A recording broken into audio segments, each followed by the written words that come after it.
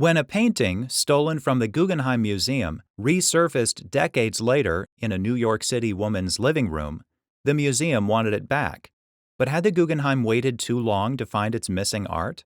That's the question in Guggenheim Foundation versus Lubell. The Solomon R. Guggenheim Foundation operated the Guggenheim Museum in New York City. In the late 1960s, the museum lost track of a painting by artist Marc Chagall. But the museum wasn't sure that the painting had been stolen until it conducted a full inventory of its collection in 1970.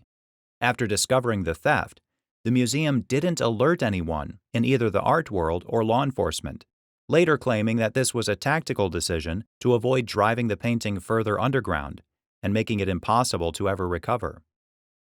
In 1967, Rachel Lubell bought the painting from a reputable New York gallery. Lubell had no reason to think that the Chagall had been stolen.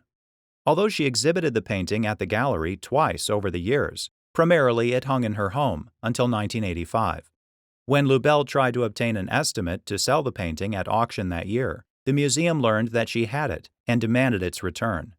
When Lubell refused, the museum brought a replevin action in New York State Court to recover the artwork.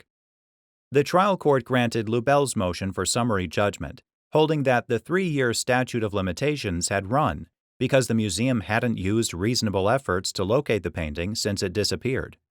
The trial court relied on an opinion from the Federal Second Circuit Court of Appeals that required owners of stolen art to exercise due diligence in trying to locate their missing property.